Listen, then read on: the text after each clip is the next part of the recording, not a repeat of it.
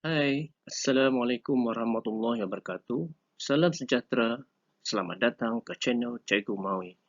Tajuk video pada kali ini ialah Sistem Ekonomi, iaitu tajuk dalam tema 2 Sejarah Penggal 2 STPM.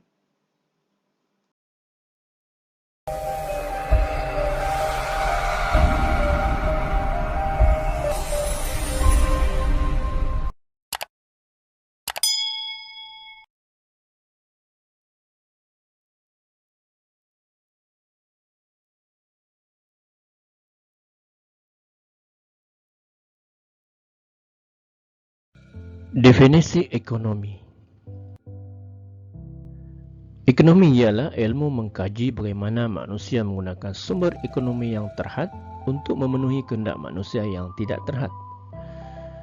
Definisi ekonomi menurut Kamus Dewan, terbitan Dewan Bahasa dan Pustaka edisi keempat, ekonomi adalah ilmu berkaitan pengeluaran, pengagihan, penggunaan barang-barang dan perkhidmatan.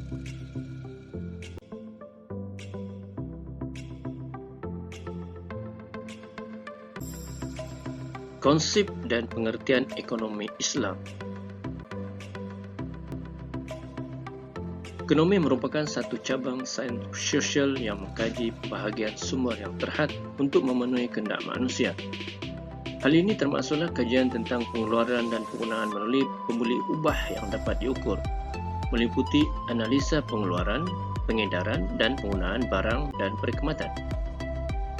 Sistem ekonomi Islam merujuk pada sistem ekonomi yang melibatkan kegiatan manusia selaras dengan tuntutan syarak, meliputi aspek pemerolehan, penggunaan dan pengurusan sesuatu input demi kepentingan diri dan masyarakat bagi mendapatkan keridaan Allah Subhanahu wa taala.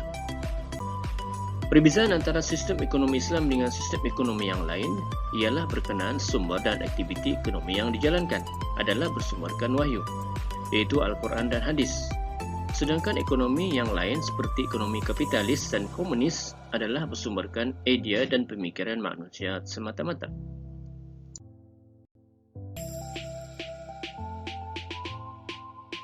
Pengertian ekonomi Islam pula ialah suatu ilmu sains kemasyarakatan yang mengkaji tingkah laku manusia dalam soal mengguna dan menguruskan sumber alam untuk kepentingan diri dan masyarakat bagi mendapatkan keridaan Allah Subhanahu wa taala.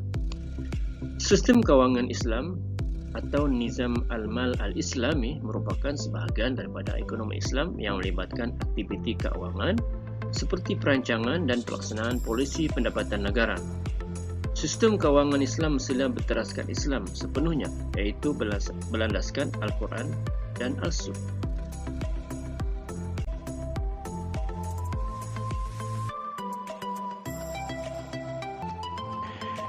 Asas ekonomi Islam. Dalam sistem ekonomi Islam, terdapat beberapa asas yang berhubung kait dengan akidah dan bersumberkan kepada Al-Quran dan Hadis. Yang pertama ialah konsep uluhiyah yang menjelaskan tentang sifat Allah Subhanahu wa taala sebagai penguasa yang membuat segala peraturan bagi menjaga dan menampung kehidupan makhluk bagi mencapai kesempurnaan Islam. Yang kedua ialah konsep rububiyah, iaitu yang menjelaskan tentang hubungan manusia dengan penciptanya dan hubungan manusia sesama manusia berasaskan konsep tauhid. Yang ketiga ialah konsep tazkiyah, yakni yang menjelaskan tentang pembentukan atau penyucian jiwa melalui amalan zakat dan sedekah. Yang keempat ialah manusia sebagai khalifah, yang menjelaskan tentang manusia sebagai pemegang amanah yang bertanggungjawab memakmurkan muka bumi, berlandaskan hukum syarak dan tidak melakukan sebarang kerosakan di muka bumi. Yang kelima ialah persaudaraan dan pengorbanan, yang juga merupakan amalan menandakan keimanan seorang itu yang melibatkan sifat kasih sayang, saling hormat menghormati, bertanggungjawab serta rela berkorban. Yang keenam ialah konsep al-falah, ialah merujuk pada kejayaan ataupun kebahagiaan yang diperoleh manusia sama ada di dunia maupun di akhirat, berlandaskan amalan-amalan yang berteraskan hukum syarak. Seterusnya, hak milik individu. Pemegang hak milik sebenar ialah Allah Subhanahu wa taala.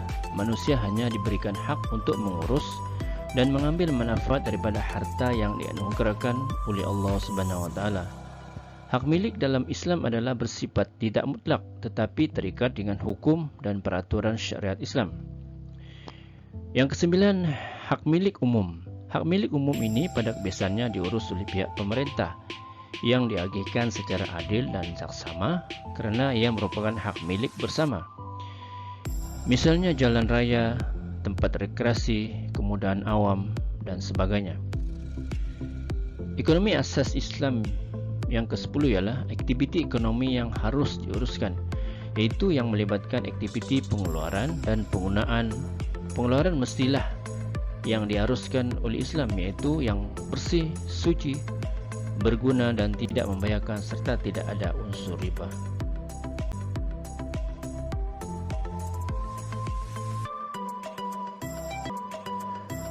Ciri-ciri ekonomi Islam. Terdapat beberapa ciri ekonomi Islam, antaranya ialah: pertama, ekonomi berasaskan wahyu, iaitu Al-Quran dan Hadis. Segala aktiviti ekonomi yang dilaksanakan oleh masyarakat seperti pertanian, perniagaan, perdagangan dan perusahaan tidak bertentangan dengan Al-Quran dan As-Sunnah. Yang kedua ialah aktiviti ekonomi merupakan satu ibadah. Dalam ekonomi Islam, tujuan utama setiap aktiviti ekonomi adalah untuk beribadah kepada Allah Subhanahu wa taala. Oleh itu, setiap aktiviti ekonomi haruslah dilaksanakan secara sah dan halal. Yang ketiga, aktiviti ekonomi yang dijalankan tidak memisahkan antara kebendaan dan kerohanian, yakni ia mestilah seimbang dari segi nilai material dan kerohanian.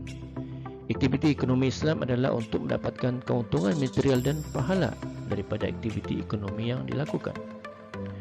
Yang keempat adalah berasaskan nilai keadilan. Aktiviti ekonomi mestilah dilakukan dengan cara yang sah dan adil serta tidak mengetepikan aspek kebajikan masyarakat. Oleh itu, dalam pengagihan harta hendaklah dielakkan jurang perbezaan pendapatan yang ketara antara golongan miskin dan kaya. Yang kelima, pengharaman amalan yang mempunyai unsur penindasan seperti riba. Penindasan seperti riba dalam aktiviti ekonomi adalah membebankan masyarakat. Oleh itu, aktiviti penindasan dan membawa kesusahan kepada masyarakat adalah diharamkan. Sebarang aktiviti ekonomi hendaklah memberi kemakmuran dan kesejahteraan kepada masyarakat. Yang keenam adalah agihan kekayaan. Harta kekayaan yang diperoleh melalui aktiviti ekonomi tidak boleh disalahgunakan sehingga mendatangkan kemudarat kepada orang lain. Oleh itu, bila harta kekayaan telah cukup nisab dan haulnya, hendaklah dikeluarkan zakat, sedekah atau hadiah agar jurang kekayaan yang jauh dalam masyarakat tidak terjadi. Yang ketujuh ialah penggunaan harta. Tidak berlaku pembezaran dalam penggunaan harta bagi mendapatkan keridaan Allah SWT. Islam menggalakkan sifat berjimat cermat serta bekerjasama dalam aktiviti ekonomi, seterusnya melahirkan individu Muslim yang berjiwa bersih dan bertakwa kepada Allah SWT. Sebarang penggunaan harta dalam aktiviti ekonomi hendaklah bermatlamatkan untuk kebaikan di dunia dan juga di akhirat.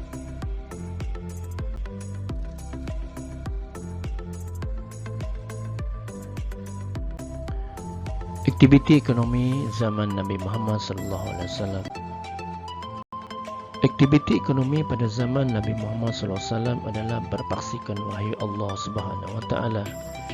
Terdapat beberapa kegiatan ekonomi pada zaman Nabi Muhammad SAW seperti aktiviti ekonomi pada pertanian, perniagaan, perdagangan dan perusahaan yang tidak bercanggah dengan Islam. Sebelum penghijrahan Nabi Muhammad SAW ke Madinah, kaum Yahudi telah mendominasi aktiviti ekonomi. Namun setelah piagam Madinah digubal, kegiatan ekonomi mengikut kehendak mereka tidak lagi berlaku.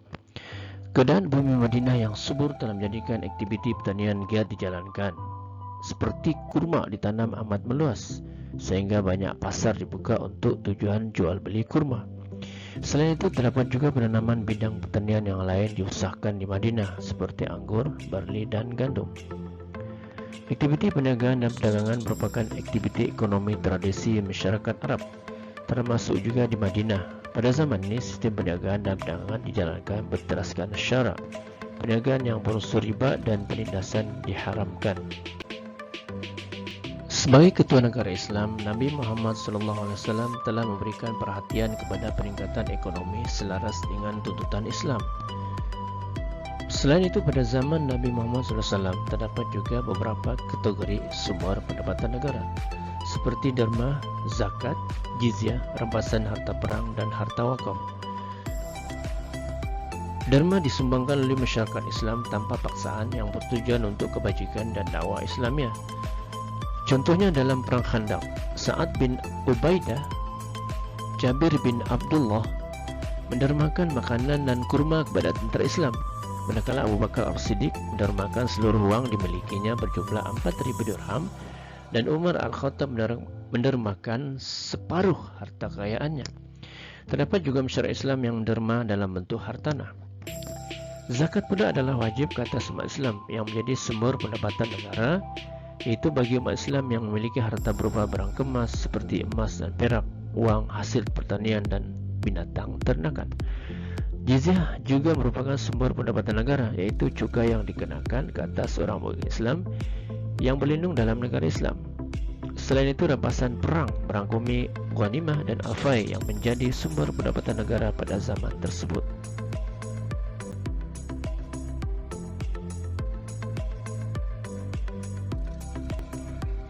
Kegiatan ekonomi zaman Abbasiyah. Kegiatan ekonomi pada zaman Abbasiyah yaitu pada abad ke-11 hingga ke-12 Masihi. Terdapat 3 bidang utama yang menjadi tumpuan kegiatan ekonomi pada zaman kerajaan Abbasiyah, yaitu pertanian, perdagangan, dan perusahaan. Yang pertama, bidang pertanian. Aktiviti pertanian sangat aktif dijalankan pada zaman Abbasiyah, khususnya di kawasan pertanian yang subur, seperti di kawasan berhampiran Sungai Furat dan Dajlah. Antara jenis tanaman yang diusahakan di kawasan ini ialah tamar, gandum, anggur, buah tin, limau, dan apel. Kerajaan Abbasiyah telah mengambil beberapa langkah untuk memajukan sektor pertanian, seperti melebarkan sungai dan terusan untuk tujuan mengairi kawasan pertanian, membina empangan, dan menggalakkan penerokaan tanah-tanah baharu untuk aktiviti pertanian. Untuk meningkatkan hasil pengeluaran pertanian, kerajaan Abbasiyah telah melakukan usaha-usaha penyelidikan.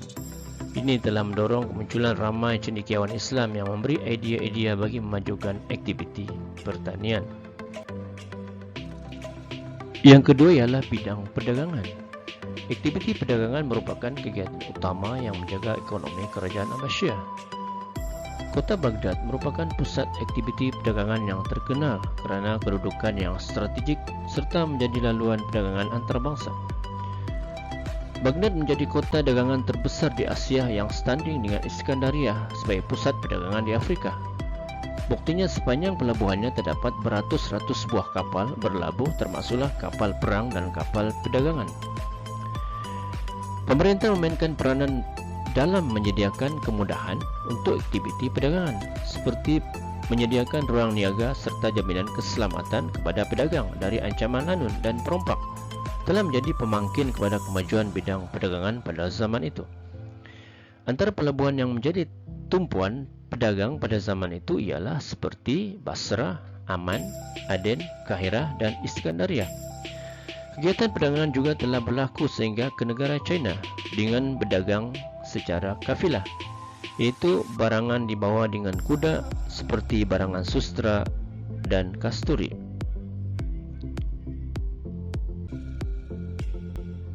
Yang ketiga ialah bidang perindustrian. Satu lagi bidang tumpuan pada zaman kerajaan Abbasiyah ialah bidang perusahaan, khususnya pada zaman Bani Buaih. Antara produk utama bidang ini ialah hasil tenunan dan pembuatan permedani yang dihasilkan oleh kilang-kilang di Baghdad, Syirat, dan Isfahan. Produk pinggan bangkuk juga terdapat di Mesir, di samping barangan kaca, tembikar, dan mozaik yang dihasilkan oleh kilang-kilang di Baghdad, Mesir, dan Syam. Terdapat juga barangan kulit dan senjata dikeluarkan di Mesir, Andalus, Maghribi, manakala barangan perhiasan dan batu permata dikeluarkan di Yaman, Khurasan, Bahrain, dan Lubnan. Kegiatan-kegiatan ekonomi yang dijalankan telah menjadikan umat Islam menikmati taraf hidup yang tinggi.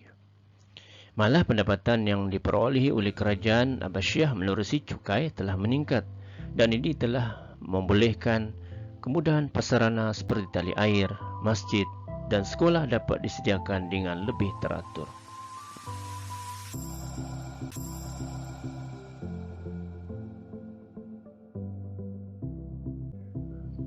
Kegiatan ekonomi zaman Kesultanan Melaka. Kesultanan Melayu Melaka merupakan kerajaan yang telah diasaskan oleh Paramiswara sekitar tahun 1400 Masihi. Setelah kedatangan agama Islam di negeri Melaka, Paramiswara kemudian telah memeluk Islam dan menukar nama kepada Megat Iskandar Shah dan telah diikuti oleh para pembesar negeri Melaka. Pada zaman Kesultanan Melayu Melaka, aktiviti ekonomi terbagi kepada dua kategori, iaitu ekonomi saraf diri dan perdagangan. Dalam ekonomi saraf diri, pertanian merupakan aktiviti utama yang dilakukan oleh penduduk negeri Melaka, iaitu aktiviti menanam padi. Pasal 20 dalam Undang-Undang Kerajaan Melaka ada dinyatakan wujudnya tanah rumah, bendang, sawah dan ladang. Para petani menghasilkan padi dan beras untuk keperluan mereka sahaja. Jika ada lebihan hasil padi, akan ditukar dengan barangan lain mengikut keperluan mereka. Kedua, menangkap ikan dan hasil laut. Selain menjalankan aktiviti pertanian dan menjalankan aktiviti berdusun, orang Melaka juga menjalankan aktiviti menangkap ikan. Ikan merupakan sumber protein yang khusus bagi orang Melayu. Raja Iskandar Shah serta pengikutnya pernah dikatakan jadi nelayan semasa berada di Muar bagi menampung keperluan seharian. Kegiatan menangkap ikan ini dan memungut hasil laut juga dilakukan oleh orang laut sebelum pemerintahan Paramiswara lagi. Kebanyakan orang Melaka bergantung hidup dengan aktiviti menangkap ikan. Mereka ke laut untuk menangkap ikan dengan menggunakan perahu yang diperbuat daripada kayu bulat yang ditebuk menjadi perahu. Penduduk Melaka juga menjalankan kegiatan berburu untuk menampung kehidupan seharian. Kegiatan berburu merupakan aktiviti yang diwarisi, malahan ianya merupakan aktiviti Raja-Raja Melayu Melaka. Kegiatan berburu juga dijalankan oleh rakyat biasa kerana mereka yang tidak terlibat dengan aktiviti perdagangan akan menumpukan perhatian terhadap aktiviti sara diri termasuklah aktiviti berburu. Selain itu, ia juga dijalankan sebagai aktiviti sampingan untuk menambah pendapatan. Yang keempat ialah menternak binatang. Kegiatan ekonomi sara diri yang dijalankan oleh penduduk di Melaka termasuklah aktiviti penternakan binatang secara kecil-kecilan. Antara binatang ternakan yang diternak ketika itu ialah kambing, kerbau, lembu, ayam, itik dan sebagainya. Di Melaka dikatakan Bendahara Sri Maharaja membelah kerbau dan ada kemungkinan beliau juga membelah binatang-binatang lain. Yang kelima ialah memungut hasil hutan. Aktiviti memungut hasil hutan juga merupakan salah satu aktiviti ekonomi sara diri yang dilakukan oleh penduduk di Melaka. Antara hasil hutan yang dikutip ialah rotan, damar dan getah jelutuk. Kegiatan memungut hasil hutan memainkan peranan yang penting dalam kehidupan masyarakat di Melaka ketika itu. Ini kerana mereka banyak bergantung hidup dengan persekitaran seperti sungai, hutan dan tanah pertanian. Hasil pertanian ini mendapat permintaan yang baik dari pedagang luar.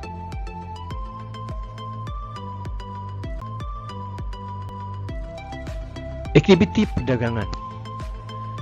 Kerancakan aktiviti perdagangan di Melaka adalah disebabkan oleh kemudahan dan keistimewaan yang ada di pelabuhan Melaka sehingga menjadi terkenal di dunia.